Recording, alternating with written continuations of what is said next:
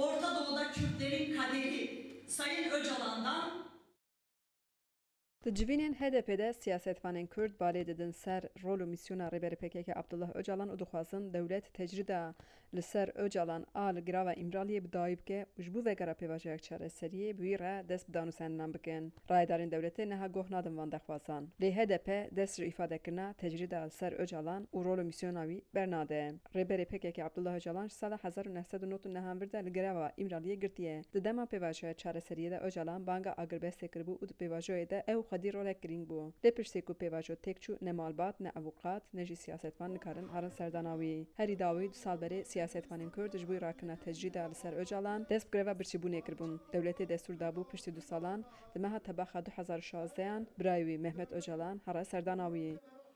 Biraziyê Abdullah Öcalan, Ömer Öcalan ji rûhayê bû parlamenterê HDP.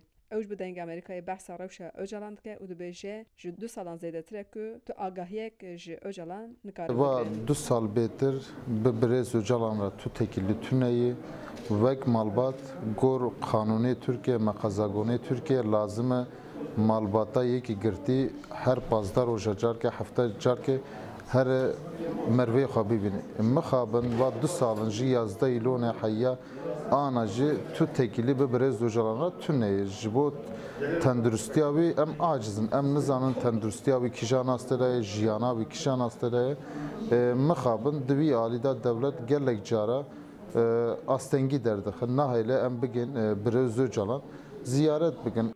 Di encama konferansa Rojhilata Navîn de bal hatbû kişandin ku Kurd aktorên serekene li Rojhilata Navîn û giraniya Öcalan li Rojhilata Navîn jî berbiçav e. Ömer Öcalan jî pêvajoya çareseriyê bi bîr dixe û dibêje şerê 40 salan li Bakurê Kurdistanê ji neha şûnde Rastekê ji li Kurdistana Bakur giraniya birêz Öcalan lo holeye herkes dibînî yani dema 2013 jî 15 jî di vê neqabe de arameyek hatibû vê axe hinek tekilî çêbûn ji bo aştî li vê axe pêşkeve heyet hatin afirandin mixabin ev heyeta jî ev pêvajo jî alî devletê de hati xerabkirin em dixwazin li vê axe pirsgirêkê gelan bi şeklekî demokratîk ware çareserkirin wa 40 salin şerekî çekdarî li vê axe te jiyan kirin bi hezaran însan jiyana xwe ji destan bi hezaran însan bûn koçber bi hezaran gund jî hatin valakirin şehîdandin.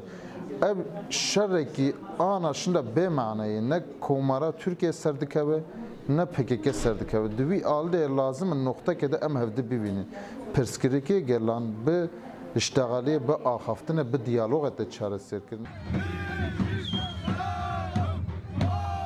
Parlamenterê HDP û birazî Abdullah Öcalan, Ömer Öcalan balê dide ser rol û misyona Öcalan û van hişyariyan jî dike. Giraniya birêz Öcalan li Rojhilata Navîn heye.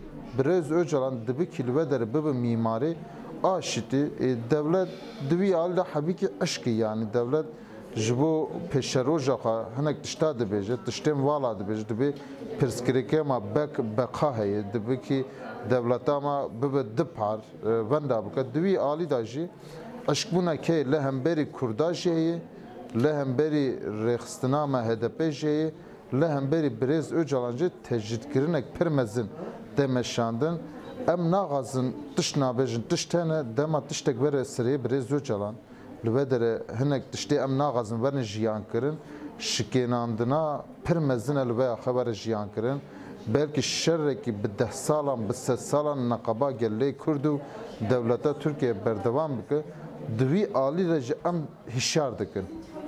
Ev nokta hassas da ji bo pirsgirêkê gelê Kurd were çareserkirin ji bo biratiya gelê Kurd û gelê Türk birêz Öcalan noktek pir taybet de disekne ev pirsgirêkiya hanê birêz Öcalan 40 sal berî vê şerekî çekdarî dest pê kir ev şerrakirin karin aştê jî bînin vê axe lazim li hev rûnin çareserîkî bînin vê axe.